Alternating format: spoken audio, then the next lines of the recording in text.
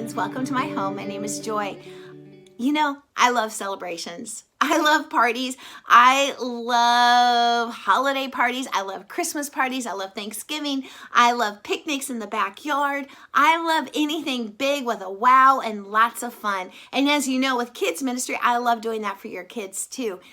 You know, but there's a cost in that. And that is I am willing to spend weeks baking and freezing and cooking ahead of time and preparing the perfect menu. I love even rearranging all my furniture to make room for those people to sit. I love to create these huge celebrations. But that cost is not just my time and my effort. It is also the stress that kind of occurs in my own life, and it consumes me. And unfortunately, I pull my family in and it consumes them too, even if they don't want it to. You know, it reminds me of a story from the New Testament where Jesus was at the house of Mary and Martha. And Martha just kept working and preparing for this celebration because the guest of honor was Jesus, and with him came all these other traveling companions. And she got to be hostess, and she was so excited, and she worked so very hard at creating this really incredible experience for all her guests. And Mary sat at the feet of Jesus, and Jesus said this to Martha. He said, "Martha, Martha, you are worried and upset about so many things, but few things are needed, or indeed only one. Mary has chosen what is better." Choosing the better. I think the kingdom principle found in Proverbs 17:1 addresses that. Better a dry crust with peace and quiet than a house full of feasting with strife. Last week, we celebrated my daughter's graduation from OSU. And it was such a big deal, and we were so excited for her. She has worked so hard at this to get to this place. And, we had a celebration in our house, and we heard pomp and circumstance on the TV. There was really no participation. It was just observing a ceremony.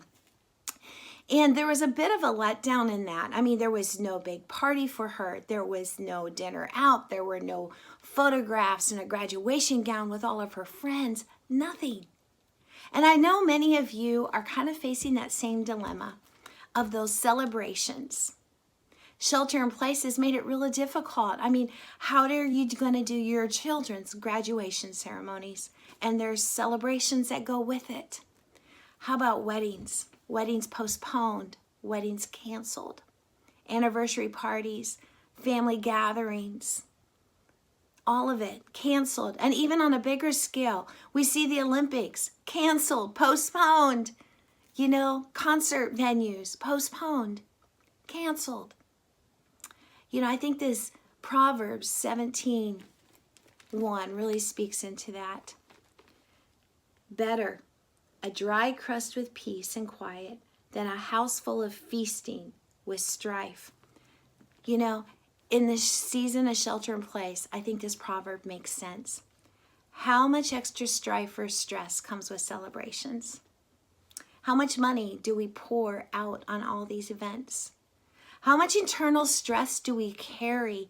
Then it spills out on those that we love. I think the Lord is using 17:1 to teach us all the beauty of simplified, the beauty of less is more, the beauty of stillness. My heart does ache for so many of you as your plans have been altered, but take hope. 17:22, let me read that for you. A cheerful heart is good medicine, but a crushed spirit dries up the bones. Seize this season. Let it mark your life for the better so that you will be stronger. To simplify and sit at the feet of Jesus. To allow him to help you refocus on what is the most important thing.